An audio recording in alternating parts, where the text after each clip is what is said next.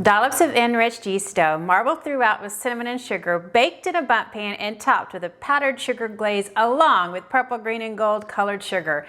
Now that's Mardi Gras or Carnival, depending on the country. While this heavenly light dessert is called a cake, it's actually a brioche-style bread dough with layers of sugar. I describe it as a cross between a French brioche sweetbread and cinnamon rolls, baked in the shape of a cake and topped with lots of sweetness.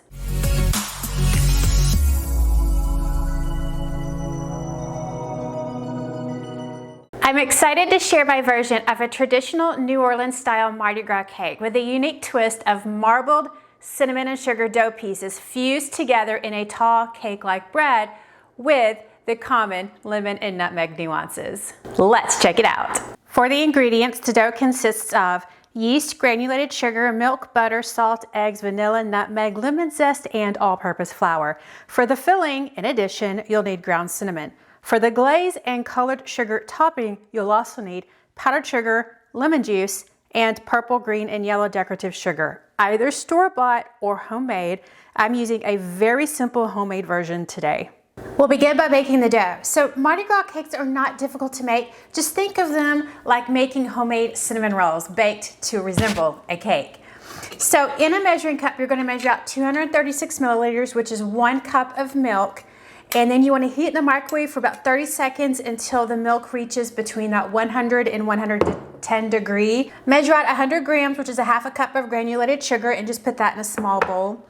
In a stand mixer bowl or large bowl, if you're going to be stirring and kneading by hand, we're going to add 14 grams, which is 2 packages of yeast. From the measured out sugar, you're going to remove about 1 tablespoon. It doesn't have to be exact. We just want to add a little bit of sugar to our yeast so that it helps the yeast to activate a little bit more quickly. We're going to pour in about half of the heated milk, which is about a half a cup or about 118 milliliters. And you can just eyeball this. It doesn't have to be exact. And then just whisk until the yeast dissolves. And then set the mixture aside for about 10 minutes until the yeast is activated, becoming bubbly and frothy. Dice 57 grams, which is half a stick, 4 tablespoons of softened butter. Place this diced butter into our remaining milk. We're going to microwave the milk and butter for 30 seconds. And we want to heat the milk just until the butter is melted.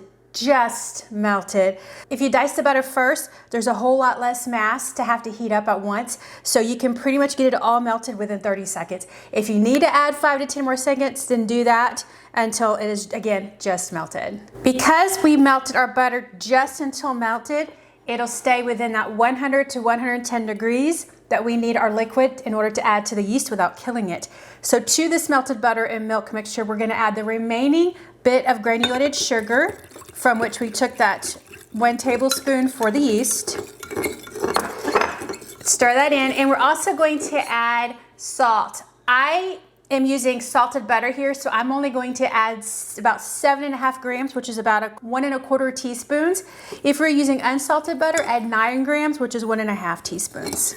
And then give that a quick stir. Seeing that our yeast mixture has risen so much and bubbled, now it's time to add our butter and milk mixture. So we're just going to whisk that in. We're also going to crack 2 eggs. I'm going to crack them separately into a bowl. That way I don't get any shells in my eggs. And then also ensure that I don't get a bag egg. Do a quick little whisk. Pour that into our butter and milk and yeast mixture. And then we'll do the same with the second egg. And we'll pour that in. We're going to add 1 teaspoon of vanilla and the zest from 1 large lemon. And we're going to keep the lemon for the juice that we're going to add to the glaze. And just put all that lemon zest in. This is not going to be super defined, but the lemon is one of those flavors that when you taste the cake, you're like, there's something in it, but some freshness, but I can't maybe make out exactly what it is. It's light enough that you just know that there's something kind of different and unique about this cake as opposed to, say, maybe a cinnamon roll. We're also going to add a half a teaspoon of nutmeg and then give that a whisk. Lemon and nutmeg are commonly found in traditional Mardi Gras cakes. They add freshness and a little spice. Measure out 480 grams, which is 4 cups of flour. And we're going to just eyeball this, but we're going to whisk in about half of it which is about 2 cups at a time. We want to make sure that we give our flour plenty of time for that liquid to soak in and to smooth it out. So you can see how just a little bit of flour at a time makes a huge difference in mixing it and then getting the lumps out too. That's enough flour to get our dough hook started. If you're using your hands, just continue stirring with a spoon until you have all your flour in. And I'm going to continue using my machine in order to knead in the remaining flour. With your machine on low and your dough hook attached, go ahead and start adding gradually the remaining 2 cups of flour. If you're using your hands in a bowl, just stir it with a spoon until you can no longer stir the flour in and it becomes too stiff. As your dough is kneading, you can either stop the machine, or if you can carefully do this with the machine running, just scrape down the bowl edges so that you're loosening up that flour that's stuck on the edges and get it mixed into the dough. As my dough is kneading, it's still pretty sticky. So we're gonna add an additional tablespoon of flour, and you can continue adding that tablespoon until the dough starts to pull away from the bowl and is no longer sticky. You're gonna knead for 10 minutes, continuing to add flour as necessary in order to get that tacky dough but not sticky. And then increase your speed to medium and continue kneading. The dough is pulling away from the bowl edges. My environment dictated 5 extra tablespoons today. You may need more or less. When I lift up the dough, you can see that it's hanging on to the dough hook. It's not sticky. It's not leaving any residue or any stickiness dough on my finger. So that's about what we need for flour. Okay, our 10 minutes are up. The dough looks great. Go ahead and remove it from your dough hook. Use a spatula and scrape down the bowl edges to smooth that dough into a ball. And then if you're doing this by hand, just shape it into a ball and then put it back in your bowl. I like to spray the top and sides of my dough in here in the bowl because the oil will prevent the dough from drying out and creating a crust at the top as it's sitting and rising. So you've got a nice little mound. So we're gonna cover the bowl with plastic wrap or a towel or both, and then place your dough in the bowl in a warm area to rise, and it'll take about an hour to an hour and a half to double in size. I'm just gonna place mine on the stove in an area where it's warm. You wanna prepare the Bundt pan or a fluted pan. Either one will work in this recipe. So you could use sort of a decorative edge Bundt pan, or I'm actually using my Angel Food Cake pan, my fluted pan, because I don't get to use it very often. And then grease it if it's in the Bundt pan.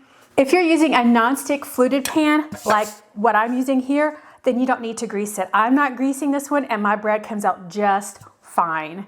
Now let's take a look at our dough. It's been rising for about an hour and a half. It probably would have been fine at the hour mark, but let's look and see. It has definitely doubled in size. I can see bits of lemon zest and little dots of nutmeg, and it smells fantastic. I can smell all that fresh lemony scent. It's very, very nice. So now we get to roll, shape, and fill the dough. So you want to go ahead and lightly flour a work surface. And since the dough has risen, let's go ahead and deflate it in the bowl. Just basically remove it from the bowl edges. Notice how it deflates very easily. And it's going to come out very easily because we sprayed it. And so it's not going to stick. So flour your hands, and you're going to either pat or roll the dough out into about a 16 by 10 inch rectangle. Keep a work surface floured because we're gonna roll this up like a cinnamon roll, and we need the dough not to stick to our surface. So now we want to make our filling. So we're gonna put in a small bowl, we're gonna add 50 grams, which is 1/4 cup of granulated sugar, and 9 grams, which is 1½ tablespoon of cinnamon, and then just stir them to mix them well. And then you just want to pour that cinnamon and sugar evenly over your dough. And then just pat it in, sort of smooth it out so that it goes to the edges. And have a nice, even, thin layer. Then go back and pat it somewhat in. This cinnamon sugar is going to come out as we are cutting this, and it's okay because we'll just put any remaining cinnamon sugar that's left on the board on top of the dough in the pan. But you can see it's already starting to kind of blend in as it starts to sort of melt into the dough. And since we're creating that marbled look, That's why we're not adding butter here, because we really don't want any separations. We want it to look like a cake. So this is where it is like a cinnamon roll. So you're going to start at one short end, and we're just going to roll the dough up tightly. It's okay if the cinnamon sugar falls out, because we'll just add it back in. We're going to go a little extra step because I want that pretty marbled look instead of the long, thin wreath that you have in a typical Mardi Gras cake.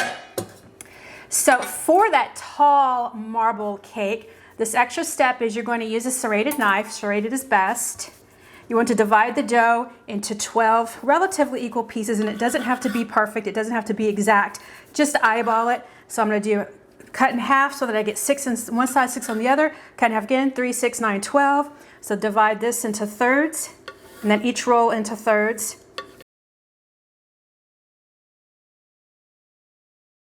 So a nice big mess here. That's okay. So take one of the rolls, and you're going to quarter it, like so. And then take each quarter, sort of press it together so that the cinnamon sugar stays in it, and then just drop it in your pan. So this is sort of like what you would do when you're making like monkey bread or pull-apart bread, is that you take regular biscuits, you roll them in cinnamon and sugar, and then you dump them in the pan. This is just a little bit different because we're getting all these extra swirls. And it doesn't matter if they get a little bunched up, they don't have to be pretty, because again, we're just looking for this sort of haphazard marble look in our pan. And then you're just dropping in them, and eventually they'll start stacking up. Just keep it even layer all around as they're stacking. If you have any cinnamon sugar on your work surface as you're cutting these, just roll the dough in that. We want all that cinnamon sugar in the pan, and we don't really care how it gets in there. Okay, I'm quartering my last roll. Notice how I'm just placing them just on top of all the other dough pieces. And so you can see all that cinnamon and sugar that's just dispersed all through this. And notice the rolls are how lumpy and pretty they look. They will fuse together as they bake and make a marbled looking cake, which is exactly what I was going for with this recipe. So while it doesn't look like there's a lot in there now, this will rise, and then during the baking process, and it'll be a tall loaf. So go ahead and cover it up, either plastic wrap or a towel, so you don't have any drafts getting in. We're going to allow the dough to rise in a warm area for 30 minutes to 45 minutes, or until nearly doubled in size. We want a nice big puff before we put it in the oven. During the last 20 minutes of your rise, go ahead and preheat the oven to 350 degrees. Our cake, bread, whatever you want to call it, has puffed up. It's ready for the oven. So we're going to place it in the oven and bake for 35 to 45 minutes. You just want to bake until the top is golden brown and the internal temperature reaches about 190 degrees if you have an internal thermometer. Our cake just came out of the oven. I baked it for 40 minutes and it was above 190 degrees. It's definitely fully baked. So we're going to allow the cake to sit for 10 minutes and then we'll remove it from the pan.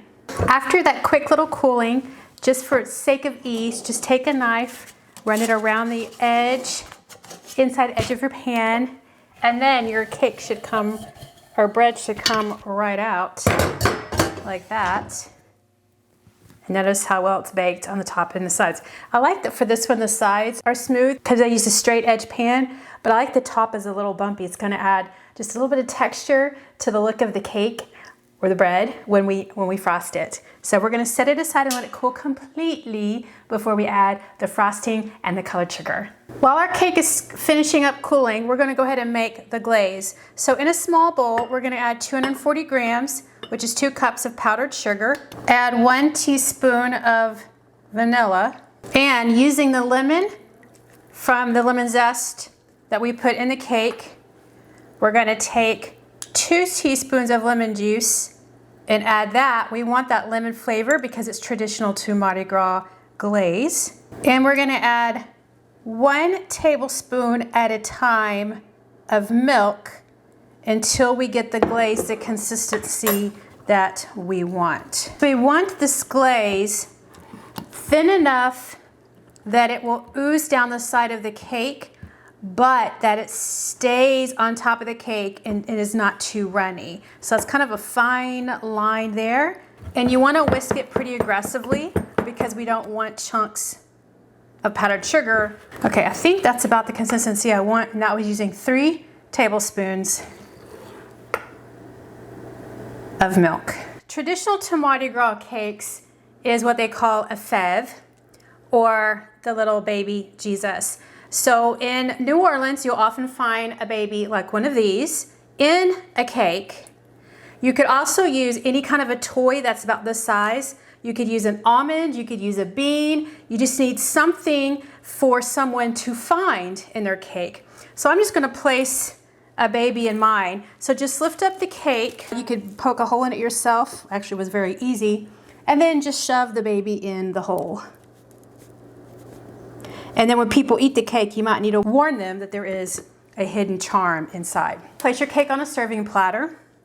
And I put wax paper just on the edge of the cake so that when I add the frosting, the glaze, and the sugar, whatever falls off the cake and onto the platter, I can remove on the actual wax paper. So that's a good thing to do if you're doing any kind of decorating of a cake or bread. When you serve slices, whoever receives the piece with the baby becomes king or queen of the day and is responsible for supplying next year's Mardi Gras cake.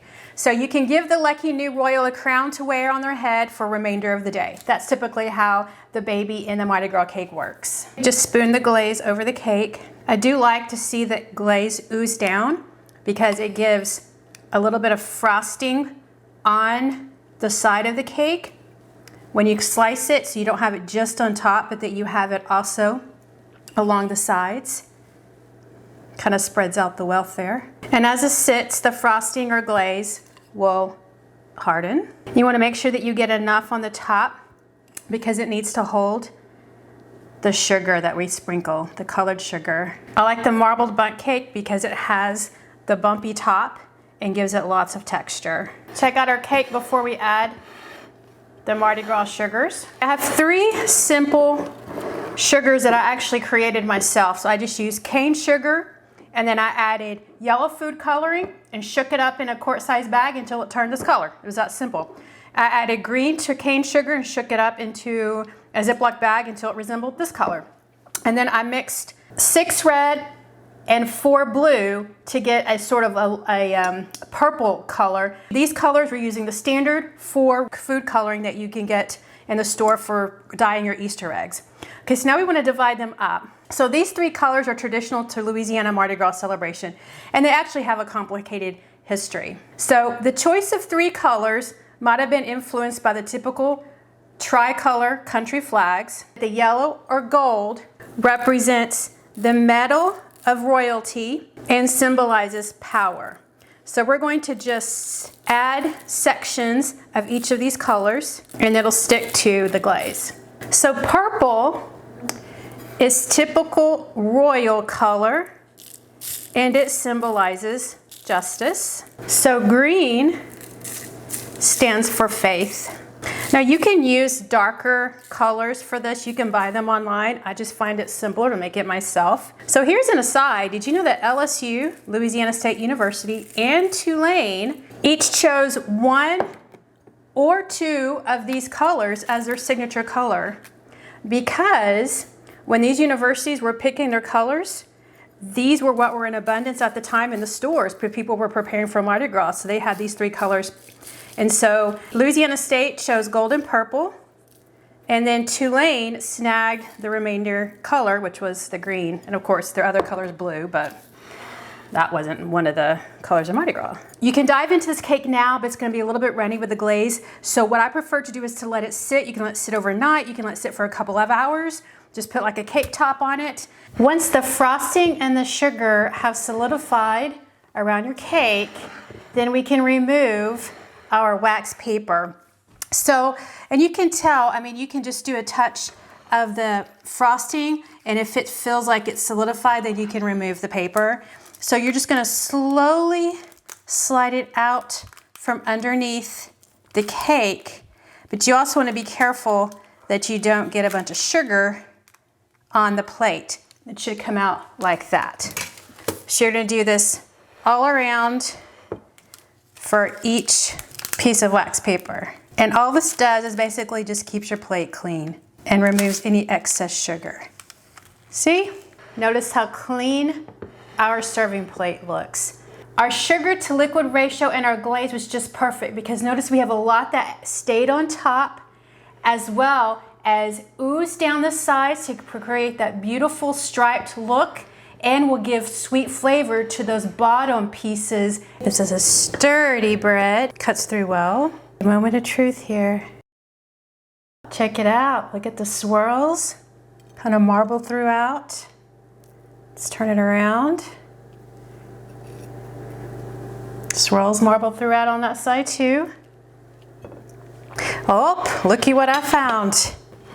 Surprisingly, I didn't cut the baby, but there the baby is. So, if you wanted to give this piece to a certain person, then if you can find it, you can mark it, know where you put it, then you can go ahead and cut that piece and let that person have it. Since this is a bread, it does slice cleanly, particularly if you're using a serrated knife. So notice how tall this bread is, since we baked it in a Bundt cake. The marbled cinnamon sugar throughout. Notice the dough dollops fused during baking so it looks like one solid piece of cake or bread. It's a single unit. Now that's a good looking bread and a different take on the traditional Mardi Gras King Cake. This Mardi Gras cake makes a great sweet breakfast bread like a coffee cake or a cinnamon roll. Store it at room temperature for several days. For longer storage, slice and place each in a sealed bag or container and in the fridge for several months. Remove and heat in the microwave for about 30 seconds. When ready to eat, it's just perfect. While Mardi Gras cakes are significant to Mardi Gras, if you eliminate the colored sugar or use different colors, you can happily eat and serve this cake or bread any time of year or any holiday celebration. If you like cinnamon rolls, you'll definitely enjoy this marbled Mardi Gras cake. Thanks for watching, liking, and subscribing. Have a wonderful Mardi Gras, Fat Tuesday, or Carnival, and go bake the world.